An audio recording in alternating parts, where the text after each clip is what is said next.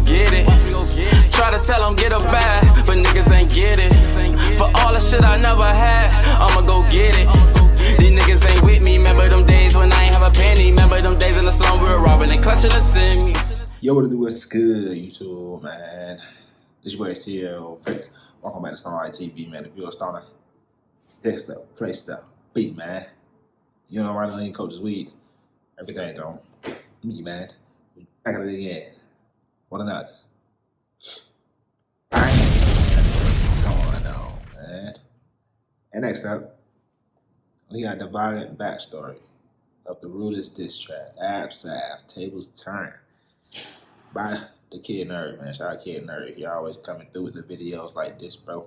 You already know how to check out Table Turn. We already know that one's crazy. No cap. That probably was the most Rudest diss song. Probably. I don't know. But I ain't for the whole y'all boys, man, for to get to this video. Y'all new to this channel. Y'all make sure y'all leave a like on the video. Make sure y'all comment down below for a video drop me out to next. Y'all make sure y'all please hit the subscribe button, bro. Let's get out to this video. We got the Kid Nerd violent backstory of the Rudest diss track, AbzSav, Tables Turn. Now look, man, y'all like videos like this, man. Let's try to get this video to at least 50 likes, man. Come on, man. Y'all boys be selling me short with the likes, bro. No cap. Y'all boys, go ahead and like this video, man. And I'll get into some more shit like this. Cause I already know y'all boys be want to see different shit. You feel me? K-Drill fans are going wild right now after a West London rapper called AbzSav dropped probably the rudest 3 songs to ever come out. In today's video, we are going into the backstory of these 3 diss tracks, which will clear up a lot about why they are so violent. Let's get into it.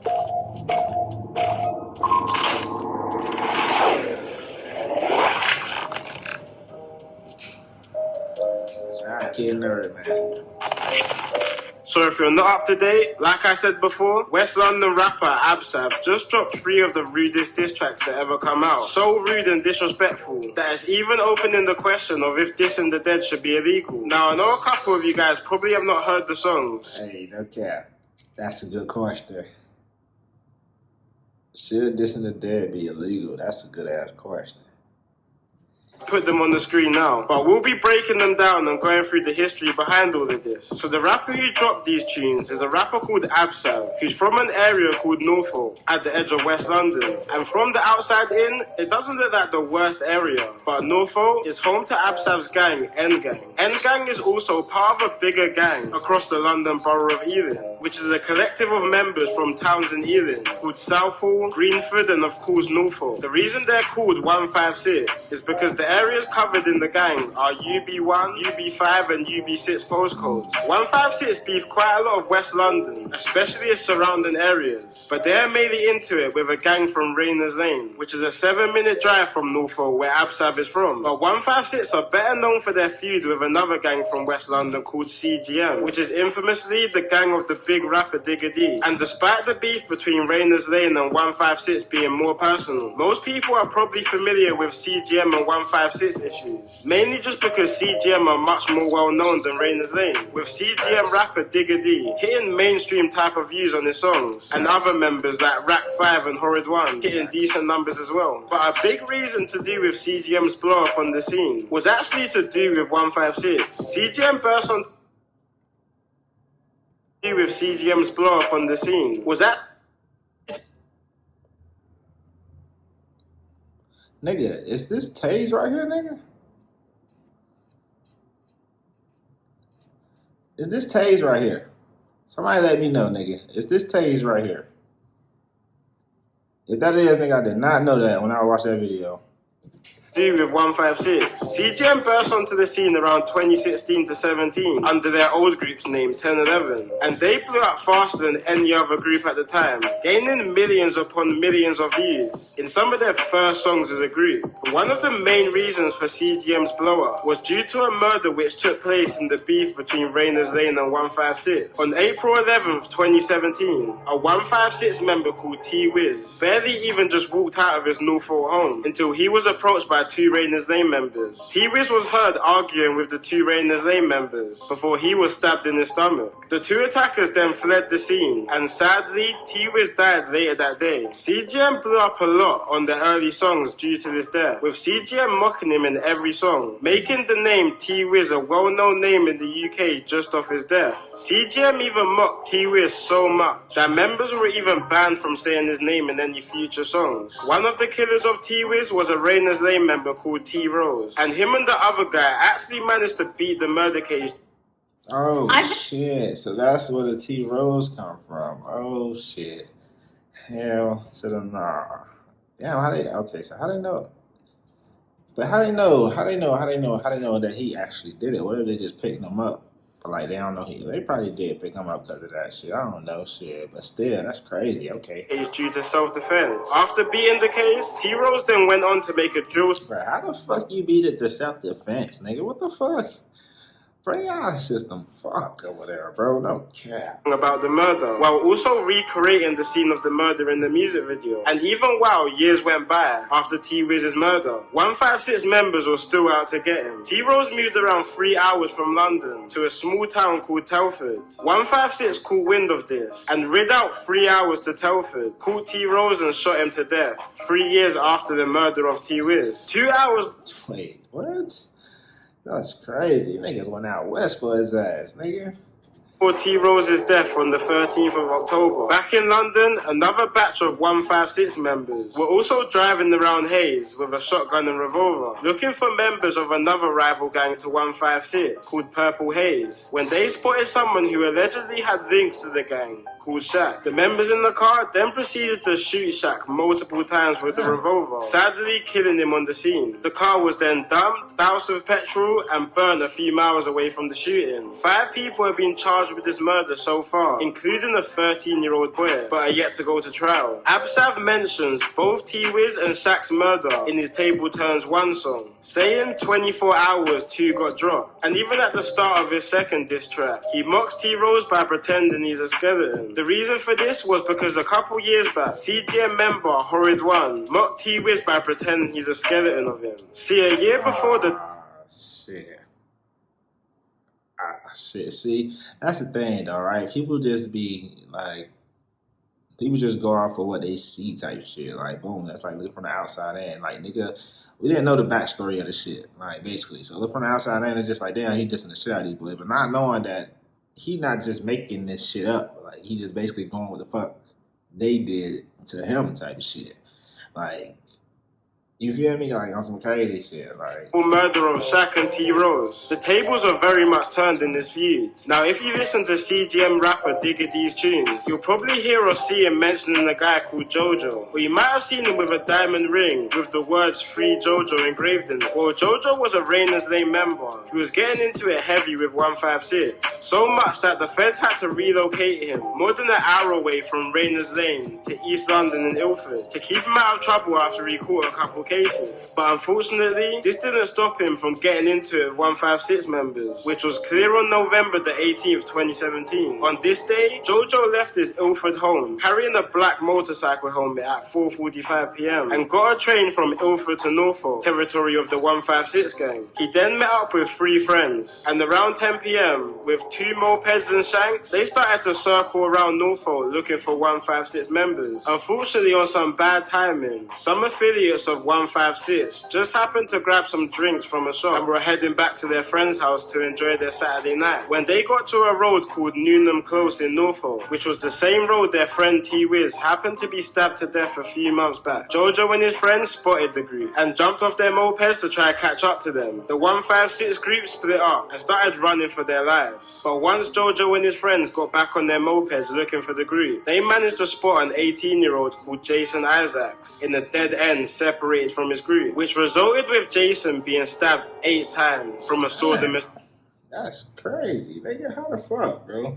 These people lurking on some shit. Like, That shit be crazy, bro. You gotta be on your P's and Q's, bro. For real. Jason managed to get himself to a friend's house and eventually to a hospital. But a few days later, sadly, he was pronounced dead. The mopeds from the attack were dumped, but later recovered by police. And once the forensic team investigated them, JoJo's blood was discovered on one of the bikes. Not only that, but when the feds pulled up to JoJo's house, they recovered the same puffer jacket, hoodie, and helmet which was shown on the CCTV from the attack. JoJo was eventually charged with the murder, but the only issue was that there was 3 more people to catch. The evidence was crazy on JoJo, but the feds didn't want him just to go down for the murder. But JoJo refused to testify against his friends, and ultimately was sentenced to life with a minimum of 20 years. Just like T-Wiz, Jay was heavily mocked in songs, mainly from Raina's Lane members, with no type of remorse for the 2 young lives which were lost. And you could tell mentally this really took a toll on AbzSav, who had just lost 2 of his friends. In the recent interview he just done with Fumes the Engineer, he talks about how people were dissing his friends for years. And back then, for a lot of people, it was all fun and games, without anyone realizing that certain guys actually lost a friend in real life. He goes on to say that the reason he called these diss tracks Tables Turn, because he was just replying to all the disses his gang has been getting for years. And when we actually look at the lyrics of his Tables Turn songs, you can see that a lot of disses actually go lyric to lyric, with the same disses opposition gangs have said previously, but obviously just changed up to fit the agenda of it. Exactly. That's exactly what I was just saying, bro.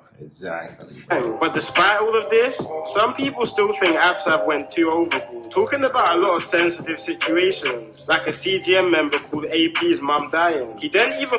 Hey, listen. Hey, listen, bro. I can't even get mad at AbzSav, bro. I can't even get mad at him, bro. Cause it ain't me, number 1. It ain't me. Number 2, you gotta respect how he feel, bro. These niggas been going at this man top for years, bro. And just dissing it, like, that's crazy, bro. Like, now we gotta go back. I mean, we gotta go back and listen to what they was saying about, you feel me? So, like, you feel me? Like, that shit crazy, man. I can't even be mad at AbzSav, man. Was into dissing big UK drill rapper Russ by pretty much saying CGM can't try what they done to Russ, with him dissing AP's mum. A bit of backstory on this: basically around 2 years ago, just like AbzSav, drill rapper Russ also dissed AP's mum in the group chat between Russ and CGM members. At the time, Russ was cool with CGM, mainly because his right hand, another drill rapper called Taze, is cousins with a couple CGM members. After dissing AP's mum, Russ had the show, but after decided to go to CGM's block, thinking he's still cool with them. But the tables turned, and CGM members robbed Russ for his chain. For a period of time, it seemed like 156 and Russ were cool though, with a 156 member called Nito MB, even featuring on a remix of Russ's hit single 630. But once the song came out, Nito started demanding all over his socials that he wants the song to be taken down, which it eventually was. But oh, shit, I didn't even know that shit. I be bumping that shit still, nigga. What? That's crazy. by these CGM and Russ disses, it's clear that Raina's Lane was the biggest focal point on these songs, with countless disses towards them, mentioning situations like a double shooting on Raina's Lane members in 2018, or when 5156 members ran into a kebab shop and shot at a couple Raina's Lane members in 2020. But one of the most painful disses was on a situation that took place quite recently, on the 11th of June 2021. A 15-year-old Raina's Lane member who went by the name J Taps was on his way to school around 8:30 in the morning when he unfortunately bumped into a 156 member. In video footage, which is way too graphic to post on here, you can see the two get into a tussle, which ended with J Taps being stabbed multiple times and soaked in the blood of Paul in his own school clothes. This was literally broad daylight in front of herds of kids making their way towards school. After the stabbing, the kid ran away from the scene, with even builders who are working on the site nearby trying to catch up to the kid until the police came. A 156 member called Slims is currently awaiting trial for this murder, who was also only 15. Jeez, that's insane, bro. That's so insane, bro. 15, at 15, nigga, I ain't even thinking about stabbing nobody on the way to school, nigga. Sheesh. And was making his way to school, which is crazy to think that this feud is running so deep that school kids from each side are turning on each other.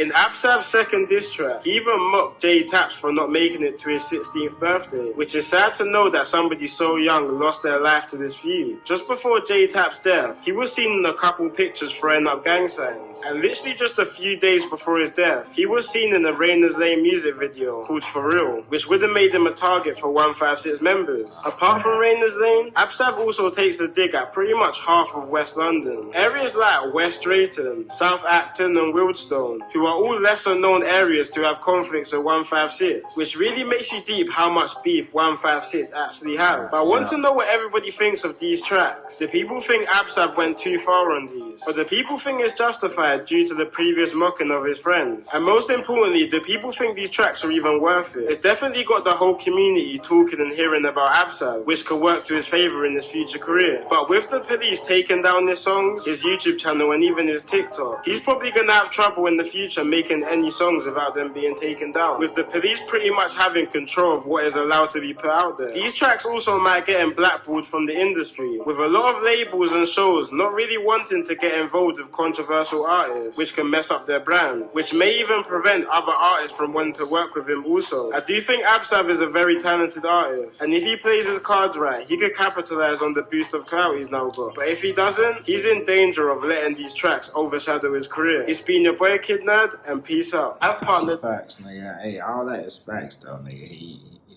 I don't know. Right now, looking for a Sav, nigga, look like it's going the negative way. No cap, bro. Because that shit, I know that shit played a big role on his career, bro. No cap. I know he kind of was iffy about doing it, but I know he really wanted to because of all the shit. And you know that's how our generation is now. You feel me? We feed off that negative energy type shit. So I see why he wanted to do the 3 songs or do the Get Back, but you know that shit. I know he had to think about it in the back of his mind, like this shit might cost me in the long run. But I don't know, man. I don't know if it's justified. I feel like it kind of is, and I feel like he kind of did go too far. But I mean, hey, some people just gotta face their own shit, bro. That's it for the video. Y'all make sure to like on the video. Make sure to comment down below for the video. Don't react to next. Y'all make sure to please hit that subscribe button, bro. And we out, man. StonerLife TV.